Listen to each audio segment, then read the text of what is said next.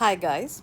जैसा कि हम एक नए फाइनेंशियल ईयर में बैठे हैं तो फॉर्म 15G की ही तरह फॉर्म 15H के भी कुछ फील्ड्स बदलेंगे और इसलिए आज हम इस वीडियो में देखेंगे कि 15H के कौन कौन से फील्ड्स बदल रहे हैं और देखेंगे कि फॉर्म 15H भरते कैसे हैं। इस वीडियो के लिए फ़िलहाल मैं मान लेती हूँ कि आप अपने फादर या मदर के लिए फॉर्म भर रहे हैं। फ़िलहाल के लिए फादर मान लेते हैं, जस्ट कीप्स थिंग्स ईजी। और जैसा कि आप समझ सकते हैं कि फॉर्म 15H जो है वो सीनियर सिटीजन्स के लिए भरा जाता है ताकि उनका टैक्स जो है वो एट सोर्स डिडक्ट ना हो। तो चलिए देखते हैं फॉर्म 15H भरते कैसे हैं। तो सबसे पहले हम आ जाएंगे नेम ऑफ असेसी या डेक्लेरेंट की तरफ। यहाँ पे आप अपने फादर का नाम लिखेंगे और जैसा कि मैं हमेशा कहती हूँ कि because this is a government form तो कैपिटल या ब्लॉक लेटर्स में आप लिखें। उसके बाद आप पैन कार्ड नंबर या आधार कार्ड नंबर अपने फादर का देंगे। उसके बाद उनका डेट ऑफ बर्थ लिखेंगे और जिस फॉर्मेट में मांगा है याद रखिएगा उसी फॉर्मेट में देंगे। प्रीवियस ईयर यानी जो अभी करंट फाइनेंशियल ईयर चल रहा है वो हो जाएगा आपको 2022-23 यानी 1 अप्रैल 2022 से जो फाइनेंशियल ईयर शुरू हो रहा है वो अगले साल 31 मार्च को ख़त्म होगा। 5, 6, 7, 8, 9, 10, 11, 12, 13 में मुझे बताने की कोई ज़रूरत नहीं है, सेल्फ एक्सप्लेनेटरी है। यहाँ पे आप अपने फादर का जो एड्रेस है, पोस्टल एड्रेस, ईमेल आईडी और टेलीफोन नंबर और मोबाइल नंबर देंगे। 14 नंबर पॉइंट पे आ जाते हैं जो इम्पोर्टेंट है। यहाँ पे आपके पास 2 चेक बॉक्सेस हैं, येस और नो। तो कब हमें येस पे चेक मार्क करना है और कब हमें नो पे चेक मार्क करना है। अगर पिछले 6 साल में यानी पिछले 6 असेसमेंट ईयर्स में आपके फादर ने इनकम टैक्स फाइल किया है तो आप येस पे चेक मारेंगे और जो भी लास्ट असेसमेंट ईयर था जिसके लिए उन्होंने इनकम टैक्स रिटर्न फाइल किया था वो आप यहाँ पे लिख देंगे।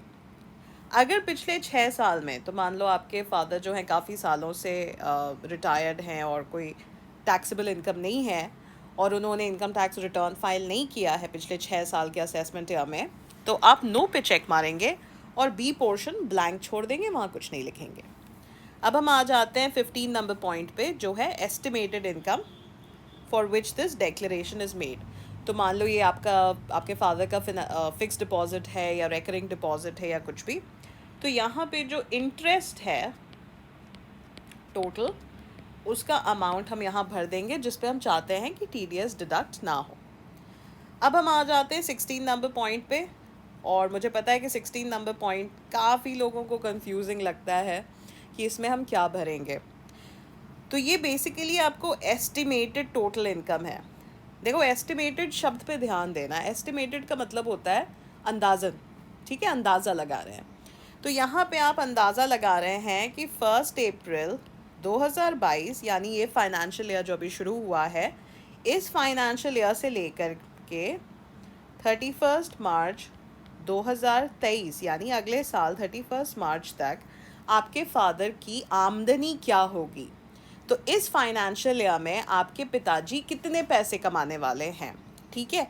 ये आपको कहाँ से मिलेगा, ऑब्वियसली अगर सीनियर सिटीज़न है तो मैं अज्यूम कर रही हूँ कि रिटायर्ड है, लेकिन मान लो उनका कोई घर है जो उन्होंने किराए पे दे रखा है, राइट, तो उसका कुछ रेंट आता होगा।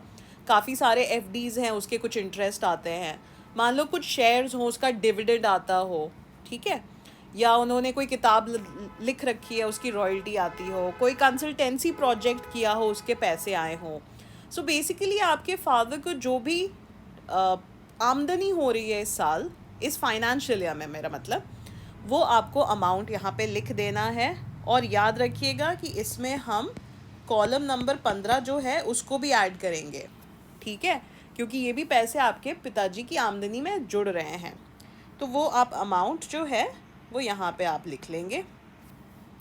17 नंबर पॉइंट में जो आपने बाकी 15H जो भरा हुआ है इस फाइनेंशियल ईयर में उसका डिटेल्स देंगे। तो मान लो आपके फादर का 2-3 बैंक में FDs है और आपने इधर उधर वाले जो मतलब इन द सेंस कि इधर उधर से मेरा मतलब ये नहीं कि 2 नंबर माँ काम नहीं, मान लो किसी और बैंक में आपने 15H के फॉर्म्स दे रखे हैं तो आपको वो बैंक का नाम देने की ज़रूरत नहीं है, लेकिन यहाँ पे 1, 2 या 3 डालने की ज़रूरत है, ठीक है। तो मान लो 2 फॉर्म्स भर रखे हैं और उसका एग्रीगेट अमाउंट कितना है वो यहाँ पे हम लोग लिख लेंगे, ठीक है।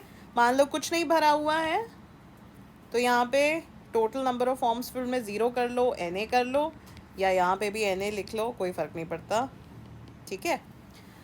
ये करके आप इस पॉइंट को कर लेंगे। उसके बाद हम 18 नंबर पॉइंट पे आते हैं। सीरियल नंबर यहाँ पे 1 ही लिखा आएगा। Identification of relevant investment account में ये आपके फादर का FD का जो भी नंबर है, सीरियल नंबर, वो यहाँ पे हम लिख देंगे। नेचर ऑफ इनकम जो है ये आपको इनकम फ्रॉम इंटरेस्ट, ये यहाँ पे लिखना है। और जो सेक्शन आप यहाँ पे लिखेंगे वो होगा 194A। अब इस सेक्शन को समझने की कोई ज़रूरत नहीं है, लॉ में यही सेक्शन है, तो इसको ऐसे ही जस का तस लिख देना है। और अमाउंट ऑफ इनकम में जो कॉलम नंबर 15 में जो हमने अमाउंट लिखा था वो हम यहाँ पे लिख देंगे।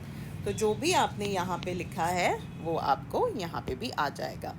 उसके बाद सिग्नेचर ऑफ डिक्लेरेंट में याद रखिएगा खुद साइन नहीं करना है, बाबूजी से दस्तखत कराना है, ठीक है। तो यहाँ पे उनका दस्तखत कराएंगे। और फाइनली हम आ जाएंगे डिक्लेरेशन और वेरिफिकेशन वाले जगह पे। यहाँ पे फिर से आपको अपने पिताजी का नाम लिखना है। सो अपने डैड का नाम यहाँ पे लिखिए। मैं अपना सरनेम लिखने से बाज नहीं आती ना, सॉरी, मैं आपकी पिताजी तो हूँ नहीं। सो ब्लॉक लेटर्स में यहाँ पे लिख लेना। ऐसे भी मेरा भाई ना हमेशा मेरे साथ मजाक करता रहता है कि I am such a narcissist. Maybe I am, but I think this is just subconscious. जब भी कहीं कुछ नाम वाम लिखना होता है ना तो आदमी नेचुरली अपना नाम लिखता है। तो please excuse me, my apologies. सो यहाँ पे प्रीवियस ईयर एंडिंग ऑन जो है ये हो जाएगा आपको 31 मार्च 2023। क्यों? क्योंकि सॉरी, मुझे 2023 एक बार फिर से लिखने दो, 2023। क्यों? क्योंकि ये फाइनेंशियल ईयर अगले साल 31 मार्च को ख़त्म होगा, ओके। और क्योंकि प्रीवियस ईयर ख़त्म हो रहा है 2023 में, तो असेसमेंट ईयर हो जाएगा 2023-24। प्लेस में आपके फादर जहाँ पे भी लोकेटेड हैं वो डेट डालेंगे, जो भी आप जिस दिन भी भर रहे हैं। अपने फादर से एक और सिग्नेचर करवा लीजिएगा। और बस इतना ही है फॉर्म 15H। याद रखिएगा पार्ट 2 आपको या आपके फादर को भरने की ज़रूरत नहीं है, वो बैंक ऑफिशियल्स का काम है, वो उनके भरने के लिए है। तो हम सिर्फ पार्ट 1 और डिक्लेरेशन और वेरिफिकेशन वाला पॉइंट भरेंगे। आई होप आपको कोई कन्फ्यूजन नहीं होगा, बट एज़ यूजुअल अगर कोई कन्फ्यूजन हो तो आप कमेंट बॉक्स में ज़रूर अपने सवाल डालें। मैं कोशिश करके सारे मैसेजेस के जवाब देती हूँ। और thank you so much for watching the channel, और सब्सक्राइब और सपोर्ट करने के लिए बहुत बहुत शुक्रिया, बहुत बहुत धन्यवाद। मैं फॉर्म 15H को भरने का एक इंग्लिश में भी वीडियो डाल दूँगी, क्योंकि मुझे पता है कई सारे सब्सक्राइबर्स को हिंदी में थोड़ा सा प्रॉब्लम होता है। So I will put another video in English, and thank you so much. Keep safe and keep smiling.